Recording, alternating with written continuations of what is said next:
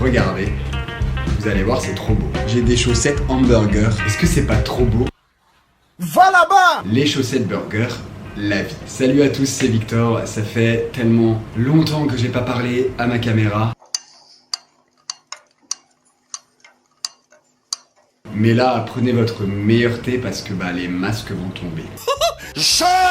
Alors j'ai pas envie de faire de cette vidéo un tribunal à ciel ouvert, même si il y en a, vous le méritez un petit peu, on va pas se mentir. J'ai pas envie de cracher sur ce que j'ai vécu contrairement à vous. Et j'en profite d'ailleurs pour vous dire que ma nouvelle chanson Rupture avec un S est pas des moindres. Il y en a qui m'ont dit mais tu t'es trompé, t'as fait une faute d'orthographe.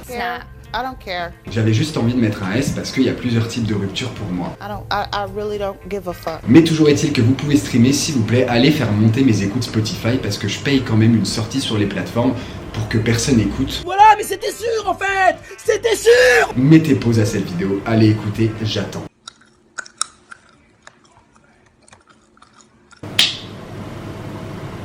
Et je suis très fier de ce morceau. Je suis très fier de ce morceau et de ses paroles. Je veux pas me jeter des fleurs et je déteste me jeter des fleurs, mais je pense... Mais je me serais dit, mais vous fumez, monsieur. Commençons tout d'abord par le sujet qui vous intéresse et ce pourquoi vous avez cliqué sur la vidéo, ma rupture amoureuse. Il a pas su le prendre comme il fallait. Ça allait bientôt faire 5 ans que j'étais avec cette personne et cette personne a décidé de rompre. Je dois avouer que la rupture en elle-même, les choses n'ont pas été mal faites. Ça c'est plutôt bien fait. Et quand t'es depuis 4 ans et demi avec quelqu'un, tu le sens, ça arrive pas du jour au lendemain comme ça à une rupture. Je le sentais au fond de moi, c'est juste que je me suis pris une claque parce que je m'y attendais pas à ce moment-là. Il faut savoir qu'à la suite de la rupture, pendant une semaine, j'étais vraiment une grosse merde. Allez, ça rechiale! En gros, j'étais dans mon lit, je faisais rien. C'était ça ma vie au moment-là. En vrai, c'était clairement le même This is fine. This is fine. C'était ça ma vie, à ce moment-là. Alors attention, petit trigger warning, je vais parler de sujets qui sont pas très agréables. Je vais essayer de le faire quand même de manière un petit peu détente parce que j'aime bien rigoler de moi-même. Et je me dis qu'est-ce que j'étais con à cette période. Trigger warning, pour certaines personnes, ça peut être sensible. Mais il faut savoir que la semaine après ma rupture, en fait, j'étais pas du tout bien. Vraiment, je restais dans mon lit, je regardais le mur, je regardais le plafond et je me disais putain, pourquoi la vie? C'est beaucoup d'émotions, franchement. Heureusement, il y avait mon chat, il me faisait des câlins et tout, il était là, il me manque encore à l'heure actuelle. J'allais au travail, je mettais mes écouteurs, du Christina Perri dans les oreilles, je me sentais comme Bella dans Twilight, vraiment. Mystérieuse un peu, sauf que contrairement à elle, je sais verser du ketchup dans mes frites. En allant au travail, je traversais sans regarder, et puis j'avais une petite pensée en arrière-plan en mode bon, au pire. Au pire quoi? Tu veux que je te claque en fait? The bitch is crazy. Y a pas à avoir des... She's psycho. J'étais dans mon canapé, puis je regardais la boîte de Doliprane périmée, puis j'avais des pensées quand même. J'avais des pensées. Dis, mais vous fumez, monsieur. Ça a duré une semaine, après... ça allait mieux. Donc, dans mon malheur, j'ai eu de la chance que ça dure pas longtemps parce que j'étais bien entouré, je parlais à mes amis, je parlais à ma famille. Je ne suis pas du tout contente. Je me rappelle même que ma pote, franchement, dédicace Maëva, c'était vraiment le truc à pas faire, mais j'ai envoyé mes mauvaises pensées un petit peu parce que j'étais vraiment pas bien. J'avais envie que ma pote aille dans mon sens, mais Maëva, dédicace à toi. Elle m'a dit, si tu te sens aussi mal que ça, au bout d'un moment, moi je peux pas t'aider. Non. Non. Je suis ta pote, mais... va voir quelqu'un. Nique ta mère. Et comme j'avais pas de thune, j'avais pas envie de payer le psy, même si c'était remboursé. Et puis peut-être que, un peu stupidement, je me suis dit, mais pourquoi moi j'irais voir un psy? Y a pas en fait, non, je vais surmonter ça, je suis un bonhomme. Mais oui, c'est clair. Et puis ça a duré une semaine, au bout d'une semaine, et je vivais ma vie, on cohabitait avec mon ex dans l'appartement. On cohabitait avec mon ex dans cet appartement, on dormait encore dans le même lit.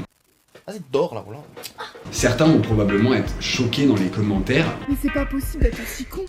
Mais moi ça me faisait rien de dormir dans le même lit que mon ex parce que de toute façon depuis presque 1 an, on faisait plus rien. Donc depuis presque 1 an, c'était un peu un coloc. Fuck, I cannot stand this puta. Hey baby girl, moi. J'essayais plus de sauver du naufrage une relation qui allait droit sur l'iceberg. Leonardo, on sait ce qui lui arrive. Allez, ça rechiale. Du coup, on a cohabité avec mon ex et du coup, après 2 mois, t'as mon ex qui vient et il me dit tu te casses. Et puis là, embrouille dans la villa. T'es qui toi? Ben je suis pas né là. Il est où le respect? Embrouille dans la villa. Non mais est-ce que c'est normal ça? Et vas-y que ça se jette des bouteilles. C'est normal ça? Et vas-y que ça s'engueule. Aïe, j'ai envie de foutre le bordel. Moi j'étais là, mais pourquoi ce serait à moi de partir? Lui il était là, mais pourquoi ce serait à moi de partir? Et les esprits négatifs dans cette maison ne restent jamais. La discussion n'avançait pas. En fait, la discussion n'avançait pas. Le fait est qu'il y avait l'histoire du bail qui était à son nom, et puis moi, bah ouais, je pouvais rien faire. C'est là que les choses ont été un peu mal faites. Il y a eu des erreurs un petit peu de fait quand même. Il croit qu'il m'impressionne là. Il n'impressionne rien du tout. Peut-être les mouches dans la chambre, mais sûrement pas moi. Dans les trucs qui ont été mal faits, pour moi, bah tu ramènes pas ton date alors que t'es encore en train de cohabiter avec ton ex, avec qui t'es resté 4 ans et demi qui plus est, ne serait-ce que par respect pour votre relation. Excuse me, I'm fucking out of here right now. En fait, avec le recul, j'ai accepté des trucs, mais je me dis, j'étais vraiment... Bref, je vais pas rentrer dans les détails, c'est pas un tribunal à ciel ouvert. Mais bon, anyway, on m'a fait comprendre qu'on me poussait gentiment vers la sortie. Bye, bitch. Le lendemain, j'ai fait que regarder les annonces d'appartements, j'ai regardé. Franchement, sur se loger, ceux qui font les arnaques, revoyez un peu votre système parce que personne n'y croit. Personne n'y croit. Nothing new, nothing changed, same old shit. Same old fucking shit. Bref, du coup, dans mon malheur, je me dis que la roue a un peu tourné pour moi parce que la première visite que j'ai faite, bah c'est l'appart dans lequel je suis actuellement. Globalement, à partir du moment où il a su que je me cassais, ça s'est plutôt bien passé durant les 2 semaines qui ont suivi. Mais c'est parce qu'il savait que je me cassais aussi. Non mais est-ce que c'est normal ça? Le fait est, et ça, c'est ce que je digère toujours pas, et c'est ce que j'aurais le plus de mal à digérer parce que j'ai plus de mal à faire ce deuil-là que le deuil de la relation, c'est le deuil de la relation avec mon chat. J'ai décidé de pas batailler pour le garder, mais il me manque quand même un peu. Le fait est qu'après, j'ai déménagé, et mon déménagement, ça a été quelque chose parce que c'était vraiment la première fois que je déménageais toute seule. Étant donné que le premier appartement que j'ai eu, je l'ai pris avec mon ex.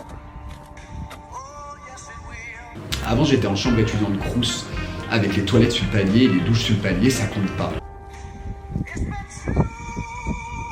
Et je remercie toutes les personnes qui m'ont aidé pendant ce déménagement. Si vous passez par là, franchement, je vous remercie parce que sans vous, vraiment là, sans vous, si vous m'aviez pas aidé pendant ce déménagement, je pense que je serais avec mon balochon sous un pont sous Confluence là à côté, en train de faire du jonglage pour essayer de gratter un peu de moula. Mesdames, messieurs, bonjour, bienvenue au spectacle des arts de... Annick est intervenante cirque au sein d'une troupe d'artistes du Périgord. Mais du coup, le fait est que la roue a un petit peu tourné au niveau de l'appartement et j'y ai gagné. Et j'y ai gagné parce que je préfère carrément l'appartement dans lequel je suis là que l'appartement que j'avais. Bref, voilà comment ma rupture s'est passée. Et avec le recul, je le remercie d'avoir pris la décision de rompre parce qu'on n'allait plus nulle part.